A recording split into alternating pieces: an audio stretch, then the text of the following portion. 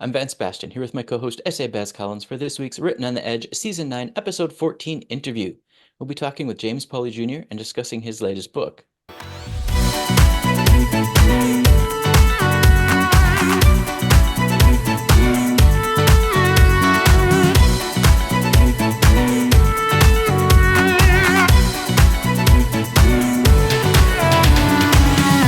Let's get to know our guest.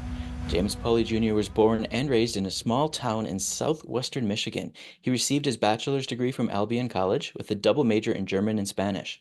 Spending a semester each in Guadalajara, Mexico, and Heidelberg, Germany, piqued his interest and lifelong love of international travel. He began his career as a flight attendant in 1978, a job he continues to enjoy. Throughout his life, he's worn many other hats as well: massage therapist, real estate agent, house flipper, painter, busboy, groundskeeper, delivery person, wine steward, waiter, babysitter, caterer, house cleaner, bartender, cake decorator, window washer, substitute teacher, janitor, and salesman. He's the co-author of Granny and the Gay Guy with best-selling author Charlene Potterbaum, and he lives with his spouse, Rich, in Indiana. James, welcome to the show. Thank you. I'm very excited to be here.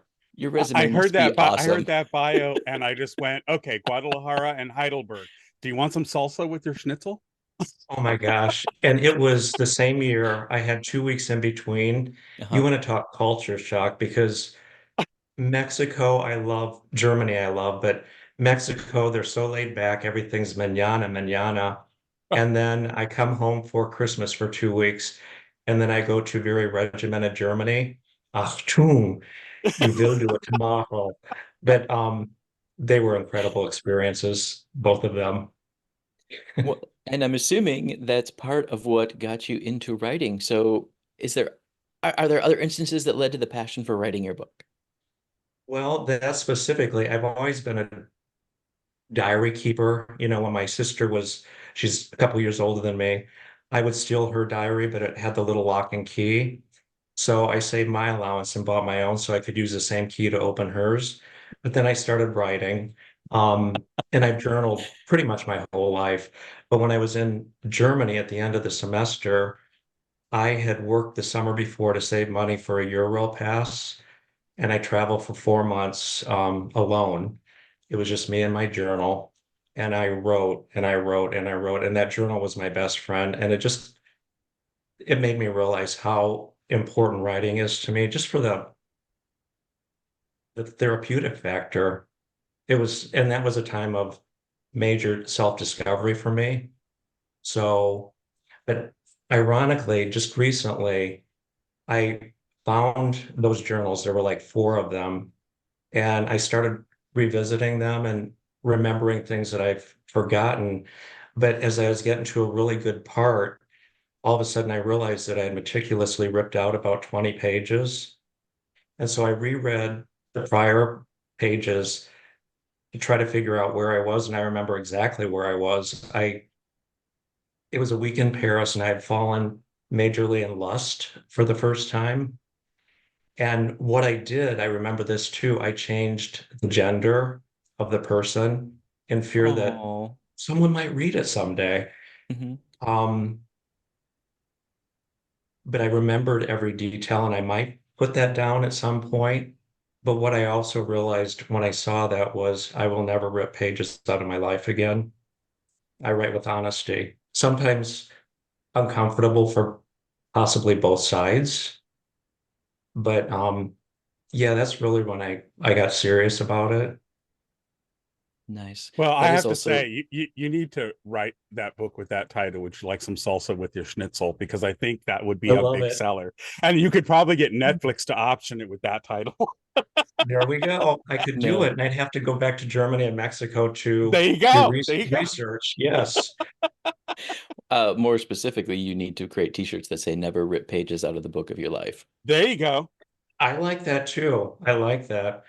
So, and I will stick to that for the rest of my life. Good. But my favorite review to date is for Bumpy Rides and Soft Landings is hilariously uncomfortable. And that nails Nice. it because even people that have read past works that I've done, I guess I've always tried to be somewhat careful in how I word it. This one, I kind of let it rip loose. Just I changed names to protect my butt. Um, because I really Always don't want to get CYA. sued. Uh-huh. But and it was a lot of it was like former co-workers. I was commercial airline for 35 years and then private for about 9. With commercial, we worked with so many people over the course of 35 years that you met a lot of personalities, the good, the bad, the ugly, the bizarre. And I chose the most bizarre ones to write about because to me, those are the fun ones. And I've also kind of allowed myself to get rid of my filter. I'm careful, but I'm not careful. You know what I mean? Hmm. Hmm. It's So, controlled chaos. Well, and I had to be, while on the job, I was supposed to be professional. Uh-huh. And I had a pilot with private one time um, that I was with private, it was a totally different faction. And I had to deprogram everything commercial that I knew to allow me to learn the private aspect. It was one flight attendant, me, 2 pilots with an open cockpit, and 10 very entitled people, up to 10 very entitled people who could afford something like that. But I was in the middle of like a 5-course meal, and we have no room in those little galleys. And I was brand new, sweating like crazy. And I'm on the floor digging around, trying to get everything ready. And I had set their tables. I was ready to start the first course. And I look, and there are 2 feet in front of me. And there was a little step up into the cockpit. And I looked up, and it was the captain. And I said, yes. And he said, is this a bad time for you to get my meal? And I believe he was Dutch born and he knew that I had majored in German and Spanish. So that night he bought me a beer and he said, you actually speak 4 languages very proficiently. And I said, what is the fourth? And he said, with your eyes when you said F you. And I thought, that's what I had to be careful with on the job because my eyes did speak their own language, even with passengers, but I made it through and was never fired or anything. nice. So, is Bumpy Rides and Soft Landings a chronological style telling, or are they a bunch of standalone chapters that indicate, one situation?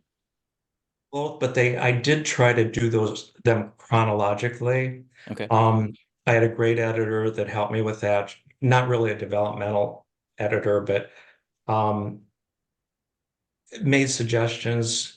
For instance, one of my chapters is PITA, the acronym for pain in the ass. And it literally was about butt surgery that I had. And my longtime partner and husband said, you wrote a whole chapter on your butt surgery. And I said, I didn't. It's one of the best chapters. Originally, I had it at the very end of the book because I wanted to put the end right after telling that. And Yep. she said, that editor said, you don't force your humor typically, but that is corny. And so I changed it to a more appropriate place. Hmm. But but there's still a lot of but it's a fun chapter. Nice. And the book itself is things like that are totally bizarre, humorous, hopefully, but there's a lot of, I think, poignancy and honesty in there too. So, is it more fun stories of just being a flight attendant? Is there lessons for, being gay and navigating the world? Or more of a, hey, if you're a traveler, don't be a jerk?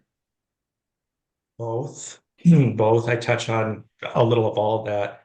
Um, I don't, I wrote it like I lived my life.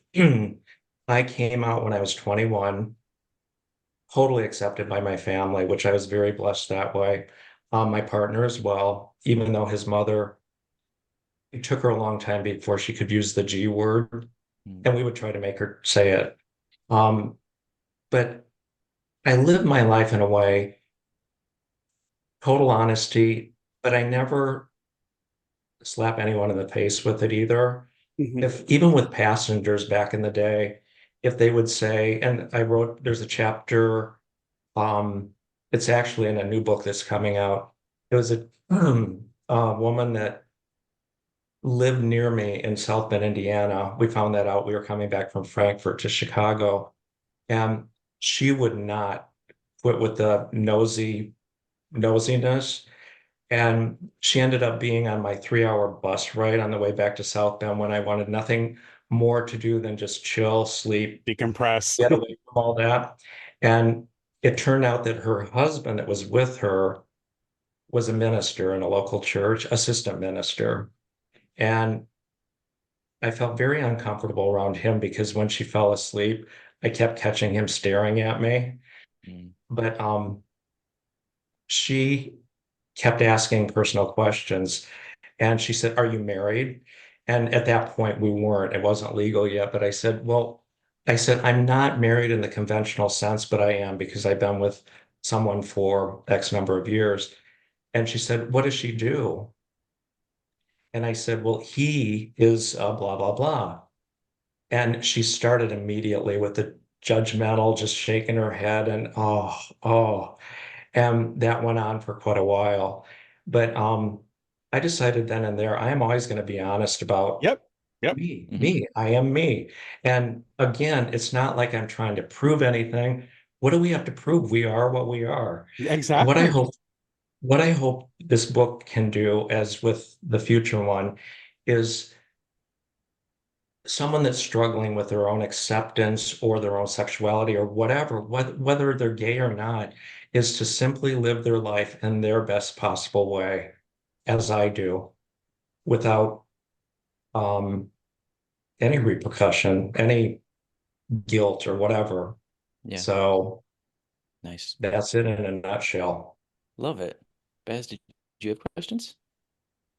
No, I was just, thinking when I was young, I've never had, again, like you, my parents were very accepting. And so I never had any inward shame. And if somebody was kind of a asshole to me, it was always their problem. And I was always pissed. I never, Mhm. it was never oh gee, I'm sorry, I should, I never was like that. I was always in their grill about it. I mean, I wasn't militant. I didn't just, walk around with pride flags all over the place, but if they found out, I just kept it up, You owned I it. didn't. You Yeah, owned it. Yeah. exactly, Yeah. exactly. And it was always their issue to get over, not mine, um but I do respect other people's journeys in how they've gone. Now, a question I have for you with your book, I'm getting it's kind of a series of essays, or is it, how is it Mhm. presented? It is. It's a memoir, but it is a series of essays because they're all factual or based on fact. And they're vignettes, slices of these experiences, right? Right. And they're very different, each one. And I wanted to create it that way because you can pick it up one day and then 3 weeks later pick it up again to a new chapter. And you'll probably still remember what I wrote about. I write from childhood experiences to present day and everything in between.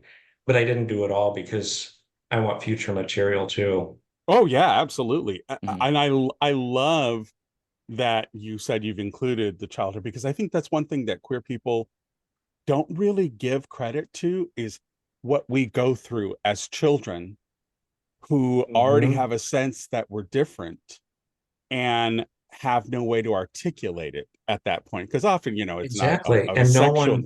Yeah, And no one to I talk to about it. I could never get over the fact that when I was young, I had crushes, and sometimes those crushes were on tomboy girls. Me too. Me There too. was something there, and I could never figure out.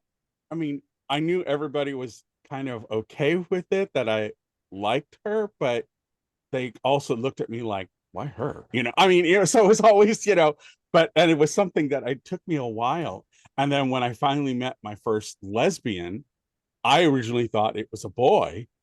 And I thought, God, he's got really pretty eyes, and all these things. And then I found out it was a girl, and she was really butch. I mean, really, really butch. And but I was floored. I was just like, oh, okay. Wow. Hmm. I guess I have a type Hmm. that I didn't realize. And she checked all the marks for the most part.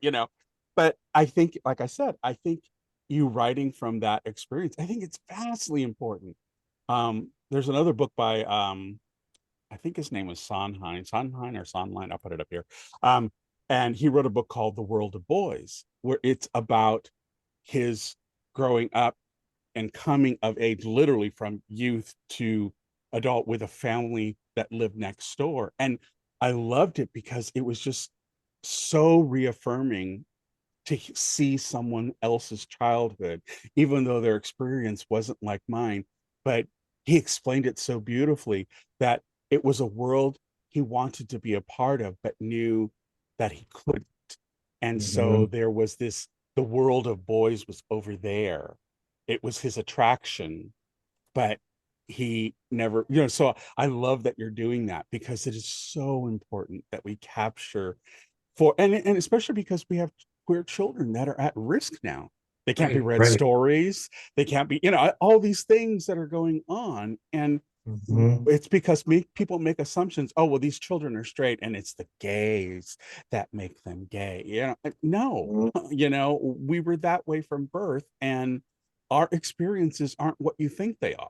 Hmm. So kudos to you for putting it in there. I Well, and love it's that. what I said earlier, it's very therapeutic. For me, it's Oh yeah. incredibly therapeutic to write about that. But I thought of something when you were talking, and I tend to go on tangents once in a while Yeah, no because that's how worries. my brain operates. Wander on. Squirrel, squirrel. Yeah. Um, Oh, shiny. um, a few years ago, I went to my 40th class reunion, and I was raised in a little tiny farming community in Michigan. And my husband has never been to any of his class reunions, so I made him go with me. At first, he wanted nothing to do with it, but I have a couple of good friends from high school, and we're friends with them and their spouses. And the spouses said, if we have to go, he has to go. Well, now, mind you, this is the 40th class reunion, and our venue is at the American Legion. No offense to the American Legion, but $25 a person and bring a dish to pass. Hmm. Um, so anyway, we were there drinking our Bud Light or whatever that we had to pay for. And my partner was standing there, and one of my classmates walked up to him and he simply said, "Hello, my name is," on his name tag. It didn't say class of or spouse of. And so this Dave tapped my guy on the shoulder and he said, "Hi, I'm Dave. And to which beautiful woman are you married?" And I was behind him, so I tapped him on the shoulder and he turned around and he goes, "Jim." And I said, "That would be me, Dave." And I wondered where it would go, but everyone was so accepting because I live my life as I live my life. I am what Yeah, I there you am. go.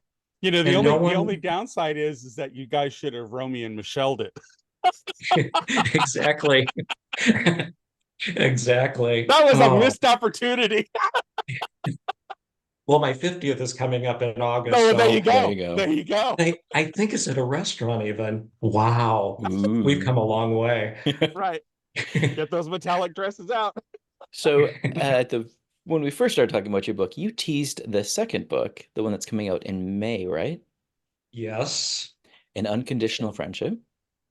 Ta-da! Hey. What should folks know about it? It is a total redo remake of Granny and the Gay Guy, which was written 22 years ago, I believe. Totally new title. I spent all last summer rewriting the entire thing. Um, so it's not really a revision, it's a new book.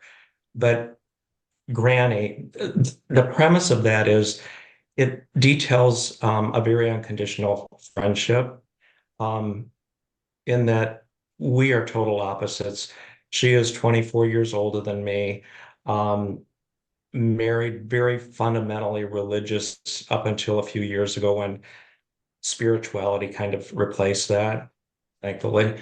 Um, 6 kids, a whole slew of grandkids. Um, the way we met, we say it's serendipitous how we met. It was at a memorial service for one of my flight attendants that died on 9/11. And it was about an hour, 2 hours from where I live. And so I went, they asked us to wear uniform out of respect. So I was in uniform. So I started talking to a lady in line to talk to the family. And she said that her granddaughter was a flight attendant and she was so terrified for her now because anything could happen. So we talked and we each tell it differently. She tells everyone that making her laugh while we were in that line and she was trying to be somewhat serious.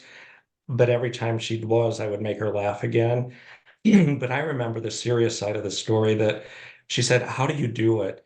And I said, like you always hear anyway, if I lived in fear, I never would walk out of my door. But Mm, I couldn't live in fear. Um, Even people that are afraid to fly, I just can't live that way.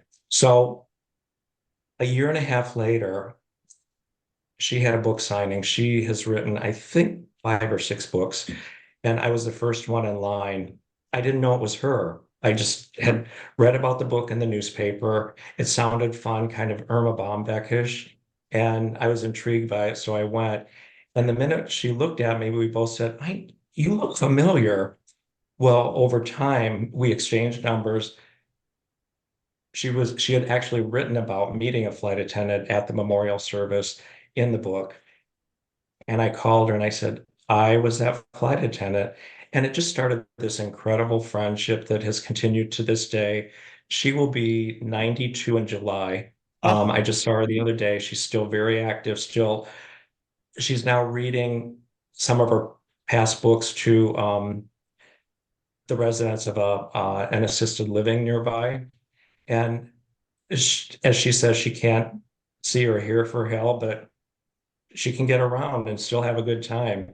So we're super excited about this. It's May 1st that it will be coming out, and it's gotten really favorable reviews already. We've sent out tons of ARCs, advanced reader copy, and we're excited about that. Nice. All right. Are you ready for our get to know you questions? Sure. Take it away, Baz. okay. I promise I'll be gentle. All right. So Please. in this year of diving deeper, what's your favorite writing snack or drink?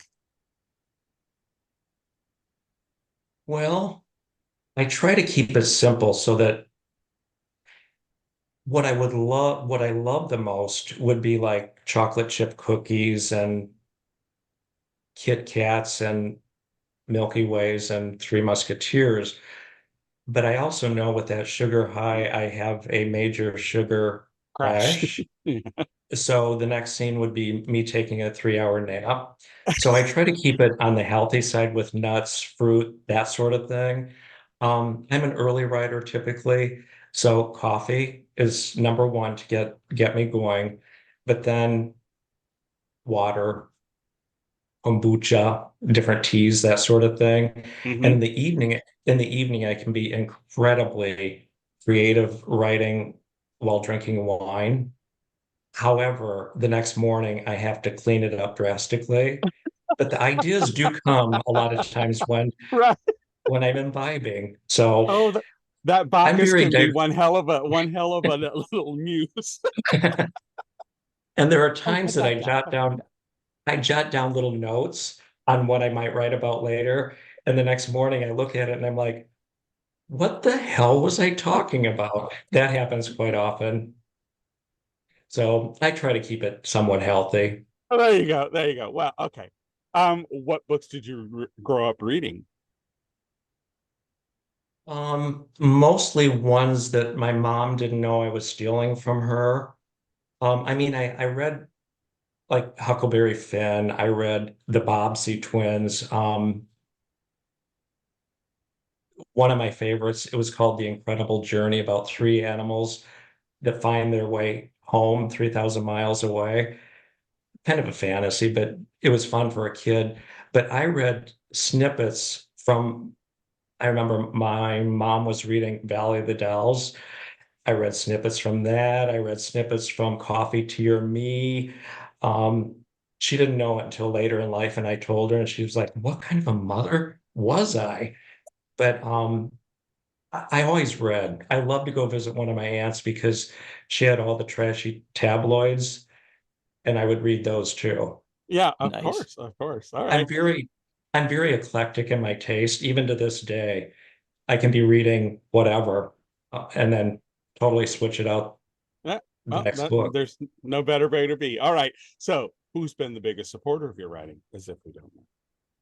My wonderful husband, Mhm. Rich, um, who, despite eye rolls quite often, has just always been huge support. He initially, when this book came out, his big thing was, how many have you sold? Or how much did it cost to do this? But now he's in, definitely. He's been a huge support to me. He lets me do my thing. He doesn't bug me to spend more time with him. But I'm retired now from the airline industry. He, despite being 3 years older than me, and he reminds me of that all the time, is still working, but he's about to retire. So Oh, there you I'll go. be able to I'll be able to do my writing and spending time with him.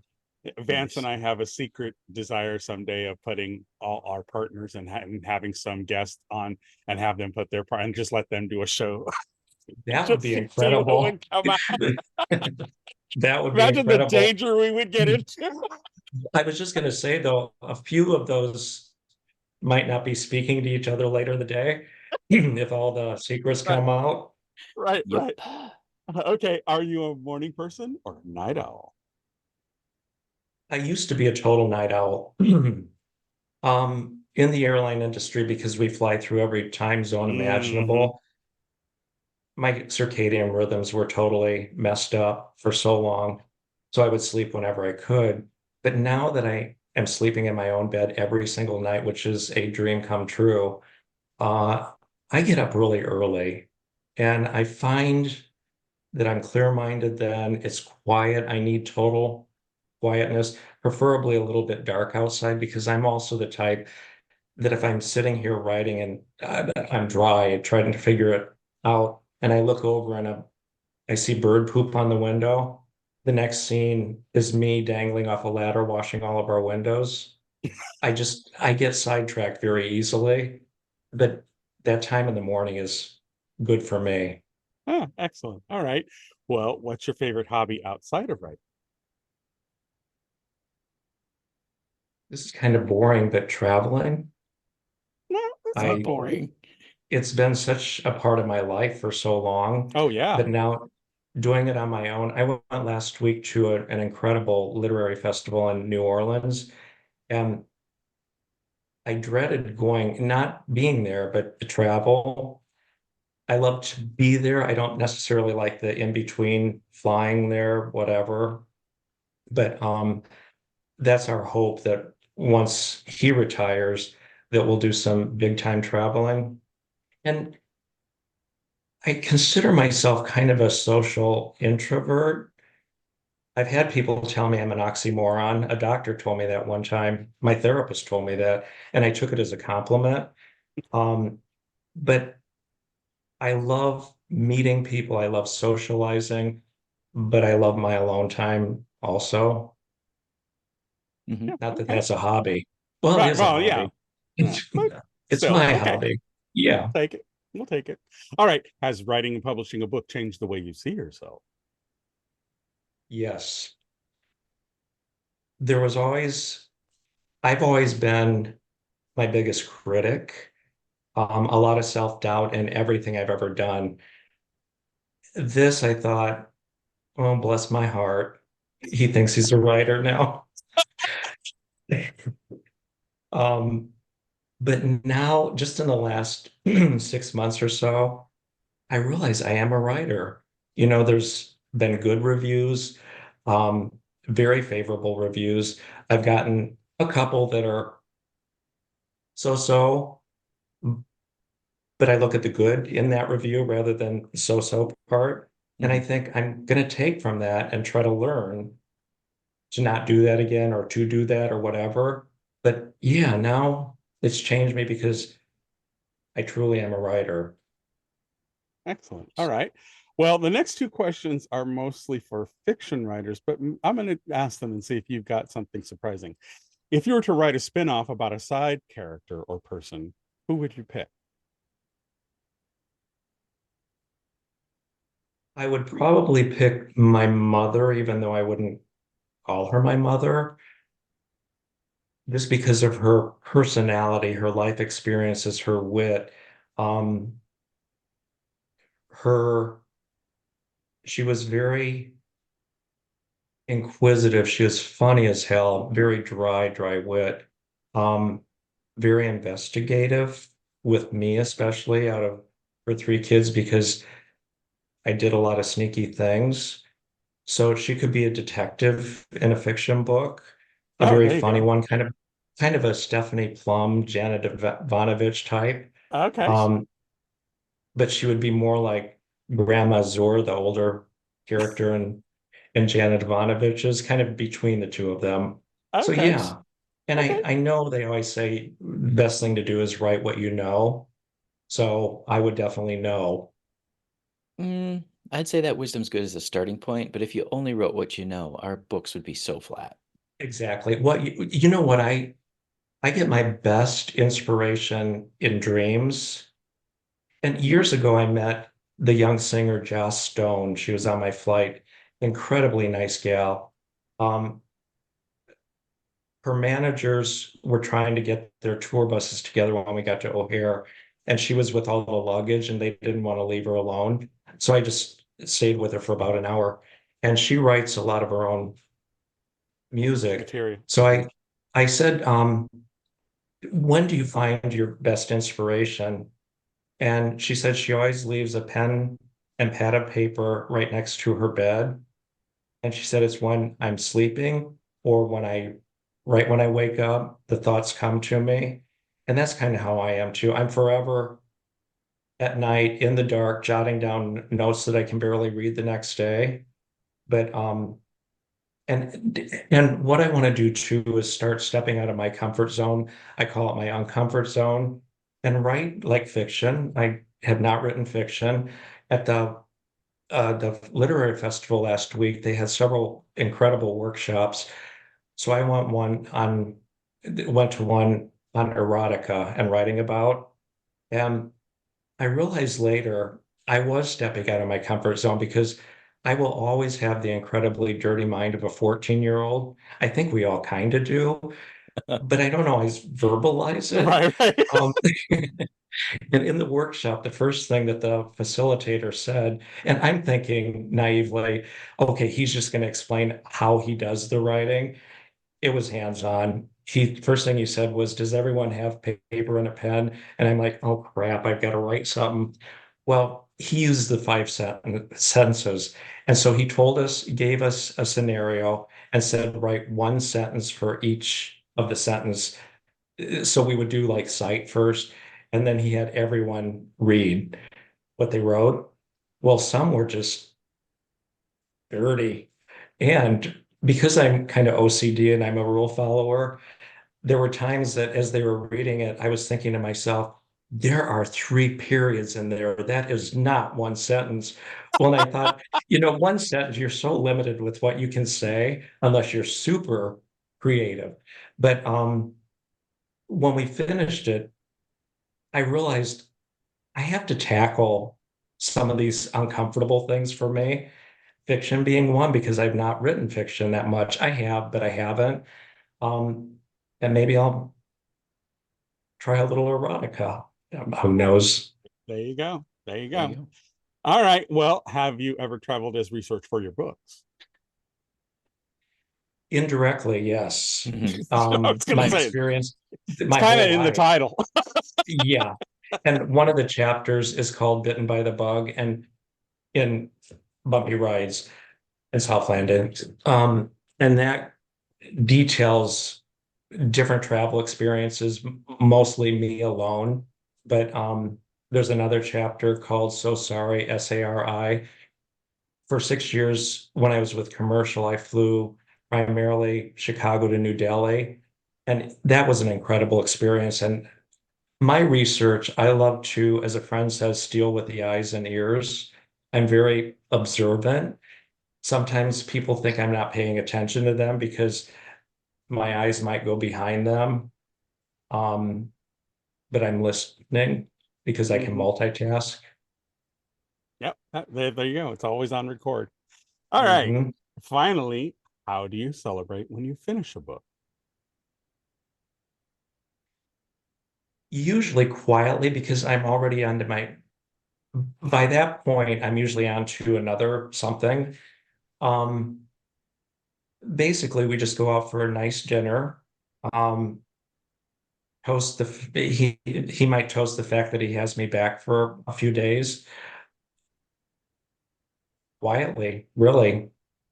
There you go. There you go. Well, you made it through the list. Bravo. Mhm. Nicely done. All right, where is the best place for people to catch up with you, follow what you're doing, get pre-release information for an unconditional friendship? My website, Hmm. I keep that updated with upcoming events, links to where you can purchase the books, and an unconditional friendship is now available. You can pre-order it. But my website, I wish I would have written it down. Do you have it? jpauleyauthor.com. I do. That's it. That's it. And that is the best place because you can contact me through that and it comes directly to me. Yep. It also, So, because I was just poking around on it, it also has links to all of your social media. So, yes, yes, all which right. I'm still working on. I'm learning. It's going to be a lifelong process for all of us. I Unfortunately. know. And I give my co-author Charlene incredible credit, trying to use her iPhone, trying to use her computer. She's on social media. Good for her. And for most elderly people, that's a major challenge. Oh yeah. Hmm. I'm an elderly person. It's a major challenge. I am technically elderly now. You retired. I did. And when I Nice. retired, I finally had the time to do all the things I never could before. And so I love to cook. I'm the cook, I'm the one that shops and all that. So I found out that a supermarket chain near us, they have senior discount day on Wednesdays. So now I only shop on Wednesdays because 10% off. Oh, there you And go. my husband knows that if we run out of anything, we're going to be without it until Wednesday. And the first time I went in, I had kind of a hardcore looking woman cashier. And I said, just so you know, I'm a senior. And I said, do you need to see my ID? And she looked at me like I was crazy and she said, no. And I thought, well, you. Oh, So I know. Come on. ouch. All right. James, do you have any final words of wisdom? And I know that's an unfair ask because you've dropped a lot of wisdom this Yeah. interview already. I think what I want my writing to do is to give every person that's struggling permission, permission to live the life that they were given in the way that they, I don't even want to say choose because it's not a choice, but just to do it and live it to the fullest and don't let other people make those decisions for you. Use what you have and be your best There you go. Love it. and laugh a lot along the way. Oh, absolutely. Definitely. That Yes. part right there. Mhm. Yes. All right, folks, we'd like to extend a huge thank you to James Pauley Jr. for joining us today. James, thank you so much. And thank you for putting your stories out into the world. Thank you for having me. I appreciate it. Our pleasure. All right, we at Written on the Edge are proud to introduce you to new media by queer content creators. So if you enjoy learning about new artists or hearing our thoughts on entertainment media, please like and subscribe so you get the alerts for new episodes. The show is produced by Rogue Ravens Media. For our disclaimers, links to social media, our listen stations, or to sign up as a guest, visit www.ropepodcast.com. We'll see you next week for your queer media fix.